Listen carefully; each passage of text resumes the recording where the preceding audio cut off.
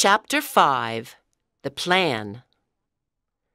When I arrived at school the next day, I went to the gym to look for my watch. I could not find it near the showers, so I went to ask the janitor. "Hello, Mr. Phillips," I said. "Did you find a watch near the showers yesterday?" "Yes, I did," said Mr. Phillips. "Here it is." He took my watch out of a box on his desk and smiled. "Oh, that's great. Thanks a lot," I said happily and ran to class. At lunch, Barbara, Walter, and I sat together in the cafeteria. I had a lot of things to tell them. "Well, guys, guess who's an alien?" I said. "Oh, no," said Walter. "Not another alien. First it was Mr. Wilkinson." "Is this a joke?" asked Barbara. "No, listen to me, please," I whispered excitedly. "Mr. Kent is an alien." "What?" cried Walter. "No, he's not," cried Barbara, who thought I was joking. "Shh, be quiet," I said. Some of the other students turned around and looked at us. "Let me tell you what happened last night." I told them everything about last night. My friends were shocked, but they believed me. They stopped eating their lunches. "Do you remember the alien alert in August?" asked Walter. "All the newspapers were talking about it." "Yeah," said Barbara. "some people saw a UFO near the Cascade Mountains."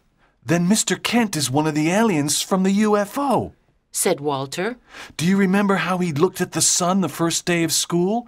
And how the mice in the cages were afraid of him? Wow!" "Aliens scare me," said Barbara.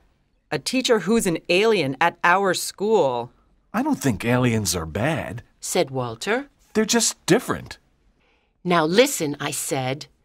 "Other aliens are coming to the old airfield Friday night in their spaceship. They want to take Mr. Kent and a student to their planet, Mitrax.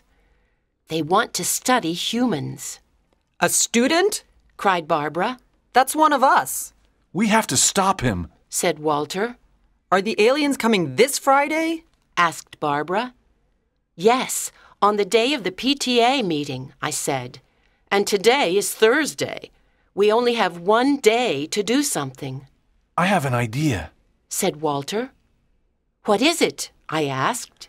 "We have to find the special X5 spray and take it away from Mr. Kent," Walter said. "Without it, he can't take the student." "Great idea," said Barbara. "The spray is probably in the science lab or in his house." "This afternoon when he goes home, we can look for the spray in the science lab," said Walter. "But all the sprays and bottles are in locked cupboards, and we don't have the key." "Maybe my brother Matt can help us," said Barbara. "He's a policeman, and he has a special key that opens all doors." "Can we use it?" asked Walter. "Well, I can't tell him our story because he'll never believe it," said Barbara. "But sometimes he goes to work and leaves the special key in his room. I'll look for it and take it. Then I'll put it back." "Be careful, Barbara," I said.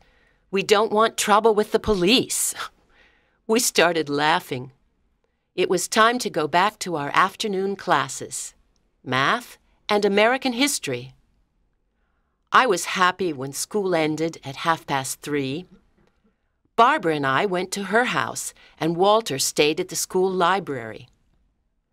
When we got to Barbara's house, no one was home. We went to Matt's room and looked for the special key. "I hope Matt didn't take the key with him," said Barbara. She opened all the drawers and cupboards in his room and looked for it. "Here it is," she cried happily. "It was at the back of his desk drawer." "Oh, great! Now let's go back to school," I said. We went back to school quickly and called Walter, who was still studying in the library. It was almost 5 o'clock, and there was no one in school. We went upstairs to the science lab. The door of the lab was open, and someone was inside. "Oh no, it's Mr. Phillips, the janitor," Walter whispered. "Let's hide in the bathroom," said Barbara. We hid in the bathroom for a few minutes. Then we heard Mr. Phillips go downstairs. Okay, now we can go to the lab, said Walter. We went inside the lab and looked around. There was a big sign on each cupboard that said, "Danger, toxic chemicals inside."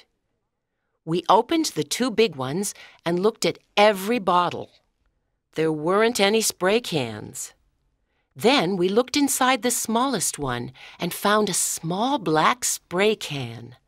It didn't have a name.